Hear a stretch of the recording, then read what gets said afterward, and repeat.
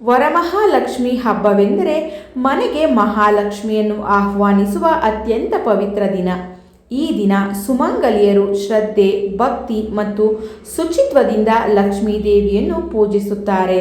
ಸಂಪ್ರದಾಯದ ನಂಬಿಕೆಯ ಪ್ರಕಾರ ಈ ದಿನ ಕೆಲವು ವಿಷಯಗಳನ್ನು ತಪ್ಪಿಸುವುದು ಅತ್ಯಂತ ಶುಭಕರ ಎಂದು ಹಿರಿಯರು ಹೇಳುತ್ತಾರೆ. ವರಮಹಾಲಕ್ಷ್ಮಿ ಪೂಜೆಯು ವಿಶೇಷವಾದ ಪೂಜೆಯಾಗಿದೆ. ಈ ದಿನ ಲಕ್ಷ್ಮೀ ದೇವಿಯನ್ನು ಮನೆಯಲ್ಲಿ ಅಲಂಕರಿಸಿ ಪೂಜಿಸುವ ಪದ್ಧತಿ ಇದೆ. ವರಮಹಾಲಕ್ಷ್ಮಿ ಪೂಜೆಯು ವಿಶೇಷ ಪೂಜೆಯಾಗಿದೆ. ಈ ದಿನ ಲಕ್ಷ್ಮೀ ದೇವಿಯನ್ನು ಮನೆಯಲ್ಲಿ ಅಲಂಕರಿಸಿ ಪೂಜಿಸುವ ಪದ್ಧತಿ ಇದೆ. ವರಮಹಾಲಕ್ಷ್ಮಿ ಹಬ್ಬದ ಅಥವಾ ಪೂಜೆಯ ದಿನದಂದು ನಾವು ಕೆಲವೊಂದು ತಪ್ಪುಗಳನ್ನು ಮಾಡಬಾರದು. ವರಮಹಾಲಕ್ಷ್ಮಿ ಹಬ್ಬದ ದಿನ ಈ ತಪ್ಪುಗಳನ್ನು ಮಾಡಿದರೆ ಲಕ್ಷ್ಮಿಯ ಕೋಪಕ್ಕೆ ಗುರಿಯಾಗುತ್ತೀರಿ. ವರಮಹಾಲಕ್ಷ್ಮಿ ಹಬ್ಬವು ಸಂಪತ್ತು, ಸಮೃದ್ಧಿಯ ದೇವತೆಯಾದ ಲಕ್ಷ್ಮೀ ದೇವಿಗೆ ಸಮರ್ಪಿತವಾದ ಹಬ್ಬವಾಗಿದೆ. ಈ ದಿನ ಮಹಿಳೆಯರು, ಅದರಲ್ಲೂ ವಿಶೇಷವಾಗಿ ವಿವಾಹಿತ ಮಹಿಳೆಯರು, ಕಳಶವನ್ನಿಟ್ಟು ಅದಕ್ಕೆ ಲಕ್ಷ್ಮೀ ದೇವಿಯ ಅಲಂಕಾರವನ್ನು ಮಾಡಿ ಪೂಜೆಯನ್ನು ನೆರವೇರಿಸುತ್ತಾರೆ. ಈ ದಿನ ಲಕ್ಷ್ಮೀ ದೇವಿಯನ್ನು ಪೂಜಿಸುವುದರಿಂದ ಧನ, ಸಂಪತ್ತು ಮತ್ತು ಸಮೃದ್ಧಿ ಮಾತ್ರವಲ್ಲ, ಆಕೆಯ ಪತಿಯ ಆರೋಗ್ಯ, ಐಶ್ವರ್ಯವನ್ನು ಹೊಂದುತ್ತಾನೆ ಎನ್ನುವ ನಂಬಿಕೆ ಇದೆ. ಪ್ರತಿ ವರ್ಷ ಶ್ರಾವಣ ಮಾಸದ ಹುಣ್ಣಿಮೆಯ ಹಿಂದಿನ ಶುಕ್ರವಾರದಂದು ಈ ಮಹಾಲಕ್ಷ್ಮಿಯ ವ್ರತವನ್ನು ಆಚರಿಸಲಾಗುತ್ತದೆ. ಮಹಾಲಕ್ಷ್ಮಿ ಹಬ್ಬದ ದಿನದಂದು ನಾವು ಕೆಲವೊಂದು ತಪ್ಪುಗಳನ್ನು ಮಾಡಬಾರದು ಎಂದು ಹೇಳಲಾಗುತ್ತದೆ. ಹಿಂದೂ ಸಂಪ್ರದಾಯದಲ್ಲಾಗಿರಬಹುದು ಅಥವಾ ಶಾಸ್ತ್ರದಲ್ಲಾಗಿರಬಹುದು, ಕಲಶವನ್ನಿಟ್ಟು ಅದರ ಮೇಲೆ ತೆಂಗಿನಕಾಯಿ ಹಾಗೂ ಅದಕ್ಕೆ ಲಕ್ಷ್ಮೀ ದೇವಿಯ ಮುಖವಾಡವನ್ನಿಟ್ಟು ಪೂಜೆಯನ್ನು ಮಾಡಬೇಕೆಂಬ ಉಲ್ಲೇಖ ಎಲ್ಲೂ ಇಲ್ಲ. ಕೇವಲ ಶುದ್ಧವಾದ ಸ್ಥಳದಲ್ಲಿ ಕಲಶವನ್ನಿಟ್ಟು ಪೂಜೆ ಮಾಡಬಹುದು.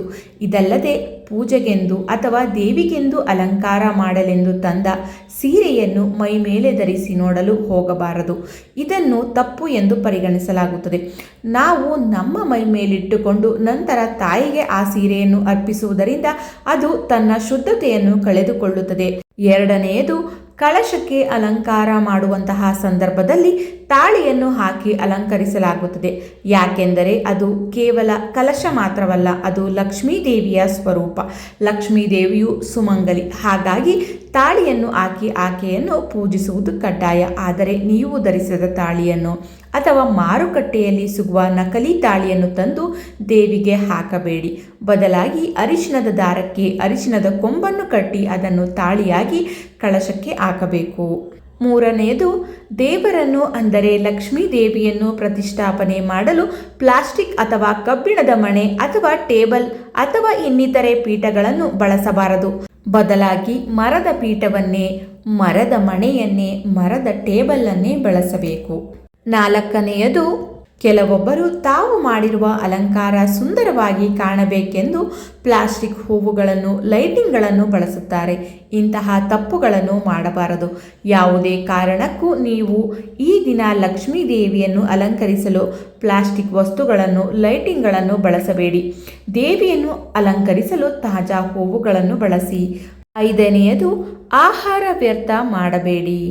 ಮನೆಯಲ್ಲಿ ಈ ದಿನ ಆಹಾರವನ್ನು ವ್ಯರ್ಥ ಮಾಡಬಾರದು. ಯಾಕೆಂದರೆ ಲಕ್ಷ್ಮೀ ದೇವಿಯ ವಿವಿಧ ರೂಪಗಳಲ್ಲಿ ಧಾನ್ಯಲಕ್ಷ್ಮಿ ರೂಪವು ಒಂದಾಗಿದೆ. ಹಾಗಾಗಿ ಈ ದಿನ ಸಾಧ್ಯವಾದರೆ ಆಹಾರವನ್ನು ಯಾರಿಗಾದರೂ ದಾನ ಮಾಡಿ. ಆರನೆಯದು, ವರಮಹಾಲಕ್ಷ್ಮಿ ಹಬ್ಬದ ದಿನದಂದು ಲಕ್ಷ್ಮೀ ದೇವಿಗೆ ಹಸಿರು ಅಥವಾ ಕೆಂಪು ಬಣ್ಣದ ಬಳೆಗಳನ್ನು ಧರಿಸಬೇಕು. ಲಕ್ಷ್ಮೀ ದೇವಿಗೆ ಅರ್ಪಿಸುವ ಬಳೆಗಳಲ್ಲಿ ಎಲ್ಲಿಯೂ ಒಡೆದಿರಬಾರದು. ವರಮಹಾಲಕ್ಷ್ಮಿ ಪೂಜೆಯಲ್ಲಿ ನೀವು ಕಪ್ಪು, ನೀಲಿ ಮತ್ತು ಬಿಳಿ, ಬೂದು ಬಣ್ಣದ ಬಳೆಗಳನ್ನು ತಪ್ಪಿಯೂ ಇಡಬಾರದು. ಮನೆಗೆ ಬಂದ ಮುತ್ತೈದೆಯರಿಗೆ ಕೂಡ ಹಸಿರು ಅಥವಾ ಕೆಂಪು ಬಣ್ಣದ ಬಳೆಗಳನ್ನು ನೀಡಬೇಕು. ಅದು ಕೂಡ ಗಾಜಿನ ಬಳೆಗಳನ್ನೇ ನೀಡಬೇಕು ಎಂಬುದನ್ನು ಗಮನದಲ್ಲಿಟ್ಟುಕೊಳ್ಳಿ. ಏಳನೆಯದು, ನೀವು ಪೂಜೆಗೆ ಮುತ್ತೈದೆಯರನ್ನು ಆಹ್ವಾನಿಸಿದ ಸಮಯದಲ್ಲಿ ಗರ್ಭಿಣಿಯರು ಬಂದರೆ ಅವರನ್ನು ಯಾವುದೇ ಕಾರಣಕ್ಕೂ ಅವಮಾನಿಸಬೇಡಿ. ಅವರನ್ನು ಗೌರವದಿಂದ ಸ್ವಾಗತಿಸಿ. ಮಹಿಳೆಯರು ಬಾಗಿನ ತೆಗೆದುಕೊಳ್ಳಲು ಬಂದಾಗ ಅವರಿಗೆ ಅರಿಶಿನ, ಕುಂಕುಮವನ್ನು, 2 ತಾಂಬೂಲ, 2 ರವಿಕೆ ಪ್ಲೀಸ್ಗಳನ್ನು ನೀಡಬೇಕು. ಈ ದಿನ ನೀವು ಗರ್ಭಿಣಿಯರಿಗೆ ಏನೇ ನೀಡಿದರೂ ಅದನ್ನು 1 ಅಲ್ಲ 2 ಕೊಡಬೇಕು. ಈ ಸಮಯದಲ್ಲಿ ವಿಧವೆಯರು ಮನೆಗೆ ಬಂದರೆ ಅವರನ್ನು ಅವಮಾನಿಸಿ ಆಹ್ವಾನಿಸಬಾರದು ಹಾಗೂ ಖಾಲಿ ಕೈಯಲ್ಲಿ ಕಳಿಸಬಾರದು. ಒಂದು ಪೊಟ್ಟಣದಲ್ಲಿ ಅಥವಾ ಒಂದು ಕವರ್ನಲ್ಲಿ ಅರಿಶಿನ, ಕುಂಕುಮ, ರವಿಕೆ ಪ್ಲೀಸ್ಗಳನ್ನು ಹಾಕಿ ಕೊಡಬೇಕು. ಹಾಗೆ ಮನೆಯ ಮುಂದೆ ಯಾರೇ ಬಂದರೂ ನಿಮ್ಮ ಬಳಿ ಸಹಾಯ ಕೇಳಿದರೂ ನಿಮ್ಮ ಬಳಿ ಸಾಧ್ಯವಾದಷ್ಟು ಸಹಾಯವನ್ನು ಅವರಿಗೆ ಮಾಡಿ. ಈ ದಿನ ನೀವು ಏನೇ ಒಳ್ಳೆಯ ಕೆಲಸಗಳನ್ನು ಮಾಡಿದರೆ ಶ್ರೀ ಮಹಾಲಕ್ಷ್ಮೀ ದೇವಿಯ ಕೃಪೆ ನಿಮಗೆ ಸದಾ ಇರುತ್ತದೆ. ಸ್ನೇಹಿತರೆ, ವರಮಹಾಲಕ್ಷ್ಮಿ ಪೂಜೆಯಲ್ಲಿ ಅಲಂಕಾರಕ್ಕಿಂತ ಭಕ್ತಿ ಮುಖ್ಯ. ದುಬಾರಿ ವಸ್ತುಗಳಿಗಿಂತ ಶುದ್ಧ ಮನಸ್ಸು ಮುಖ್ಯ. ನಿಮ್ಮ ಮನೆಯಲ್ಲಿ ಮಹಾಲಕ್ಷ್ಮಿಯ ಕೃಪೆ, ಆರೋಗ್ಯ, ಸಂತೋಷ ಮತ್ತು ಸಮೃದ್ಧಿ ಸದಾ ನೆಲೆಸಲಿ ಎಂದು ಪ್ರಾರ್ಥಿಸೋಣ.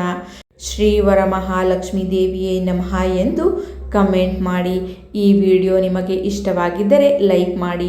ನಿಮ್ಮ ಸ್ನೇಹಿತರು ಮತ್ತು ಕುಟುಂಬದವರೊಂದಿಗೆ ಈ ಮಾಹಿತಿಯನ್ನು ಹಂಚಿಕೊಳ್ಳಿ ಮತ್ತು ವರಮಹಾಲಕ್ಷ್ಮಿ ದಿನದಂದು ಇಂತಹ ತಪ್ಪುಗಳನ್ನು ಮಾಡದಿರಲು ಅವರಿಗೆ ಸಲಹೆ ನೀಡಿ.